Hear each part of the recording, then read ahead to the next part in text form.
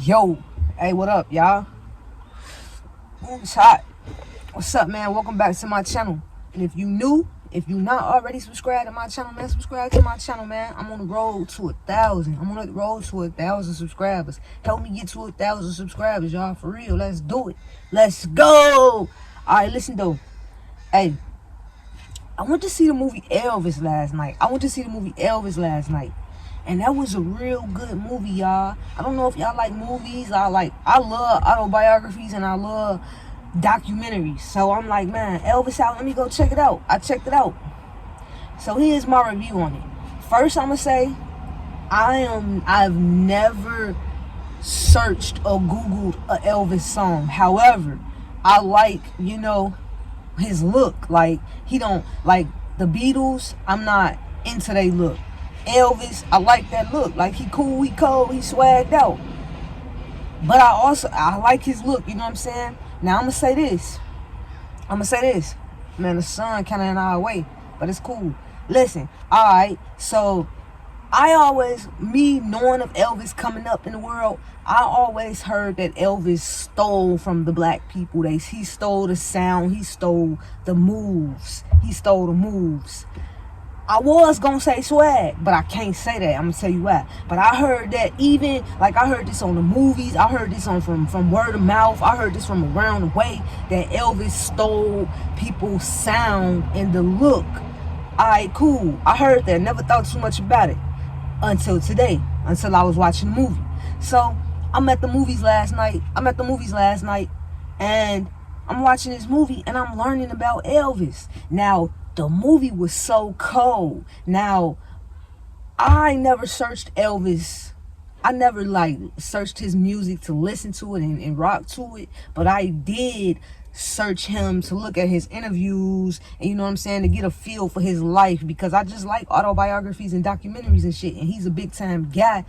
So I'm like, man, let me check him out. I was living in Memphis for a long time. So, Graceland, his home is still there. His airplane, all that, his museum, all that shit still there. So I just, you know what I'm saying, one day bored, let me Google who this guy is, So they got this movie out right now. And how the movie start, unlike any other documentary I've ever seen before, autobiography I've ever seen before. Now, his show manager, I don't even know who this guy is for real, who was tagged to him, but the guy who was putting all his shows together, who's made Elvis, so he say, Elvis was the show and this guy was the snow. His name was the Colonel. He was the Colonel. Like, you know what I'm saying? He seen Elvis perform one time. He like, man, I gotta have you, bro. Straight like that, real shit. In other words, but in the same thing. So the Colonel, the rumor around the world is the reason why Elvis died, because he was doing so many shows, because the Colonel was in a gambling debt that he had to pay off, and in order for him to pay it off, Elvis had to perform. But Elvis was on so many drugs and he was so tired of all that moving he was doing, he just couldn't do it no more. He collapsed. His body couldn't take it. So that's how they say he died. That's how I researched it, and that's what it said. He died. He was just, overwhelmed. Too much drugs, not enough rest, and, well-being of his body. So, alright, when the movie first came on, the Colonel was narrating that shit, and he was like, man, y'all might think he killed that man, but he trying to tell you, no, he didn't kill that man, he made that man. That's how that movie started off. And I'm like, damn, so you mean to tell me that this Elvis documentary is actually narrated from the point of view of the person who they say allegedly worked him to death?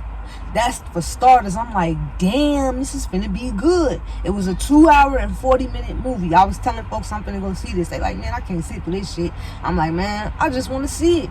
So as the movie's going on, mind you, I say I've been living in Memphis. I've been in Tennessee for the past 3 years. I was living in Memphis 2 years for the past 2 years, but I'm where I'm at right now. So So man, when I say they took us through Memphis, the Sun studio, like I been there, I drove through that motherfucker, like the Bill Street, just seeing all that, it was just so cool. Like I never knew that Elvis was from the hood. Elvis was from the hood, so it makes sense. Like it all makes sense. Like, cause you know you see this man in some suits that you would see a pimp daddy, a cat daddy in, not no white man. So I'm like, man, this shit makes sense, man. He hung out on Bill Street with them players, them runners. Like, you know what I'm saying? Them, yeah. So they was just like showing the history of Bill Street, black culture. I'm like, this is beautiful, black culture, and this white man Elvis growing up in black culture. I'm like, wow. I can't say that he bit somebody else's swag, because if you brought up in an environment, you're going to pick up on certain personality traits.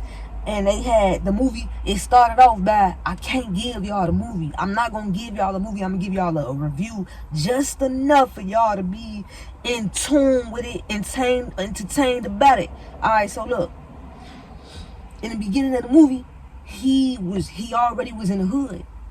But this something was going on a specific date to where his spirit, some musical sounds was going on to where his spirit drove him to the crowd. And ever since then, it just made it seem like he was hooked into that black culture spirit. And so it's like, all right, he hanging out on Bill Street. He hanging out with B.B. King and all the other greats of Bill Street. So it's like he was admired. He was inspired. He admired what he's seeing. He was inspired. And also, if this is what he grew up at, you know what I'm saying? How you gonna expect? Ain't no TVs like that, ain't no cameras. He ain't seeing what his people doing on the other side of town, how they dancing. He ain't seeing all that. He's seeing how the black folks dancing. All right, so let's go. Let's keep it going. So I can't even say he bit that. I can't say he bit the black man's swag. I can't say he bit it. I'm gonna say he just incorporated it into himself. So, like, it was just so crazy because he was so different as he was coming out. He was so different to the point where some people didn't understand it, but it drove the women wild. It drove the women wild. I'm talking about first glance, it drove the women wild. And some guys were jealous, and that jealousy led them to say, oh, you can't be moving and shaking and grooving like no Negro. Like, we ain't having that. I'm talking about, they said they couldn't have it to the point where they said this man gonna go to jail. Maybe I shouldn't have said that. So that's all I'm gonna say. No, it's not all I'm gonna say. They had threatened him like, yo, if you keep on rocking your hips and moving and switching and stuff like that, you going to jail, bro. That's what they told him. So the colonel did what he did, finessed the situation to avoid jail time for both of them. And then time was going on to where about that, I'm just like, damn, it's crazy how somebody will say they gonna put him in jail because of how he dancing. Like, I never knew that it was ever a law to where you can't dance, period. So yeah, I don't even think that was ever a law. I think that was just so new and fresh for their culture, for the white culture, to see a white man dancing like a black man. I think it was just so left field for them to where they wanted to, you know what I'm saying, control that man. So everything happened how it happened, and he compromised on who he was at that moment in life. But then years went on and he had to make a choice. And he made his choice, y'all. He made his choice. Then as time went on, money went on, debt started to rise. And he was hanging with, of course, the drugs was introduced to him. And you know what I'm saying? He was hanging with folks that was into it. And He just became hooked. He became hooked. It also shows I never knew how he met his wife, his baby mama, the Presley lady. The Priscilla girl. I never even knew how he met her. It was interesting how he met her. Y'all need to see that movie and check it out how he met her, man. Yeah. So he met that girl, married that girl. They had a baby, of course. Named the plane after him. And when I say y'all could go to Memphis, Tennessee right now, y'all could go to Memphis, Tennessee, East Memphis, on the east side of Memphis, over east. You can see that man whole motherfucking mansion. And when I say it look just like the actual mansion, I'm like, damn, did they shoot the film here? But I don't think so, because Elvis was living that when he was living that, the community is definitely not the same. So I don't think he was filming. But I'm not living there right now, so I don't know. But I don't think he was, because I'm saying like, yo, hell nah. Because look, man, I can't even tell y'all. Y'all gotta watch the movie, and then y'all also gotta go travel to Tennessee and go check it out. Check out his estate.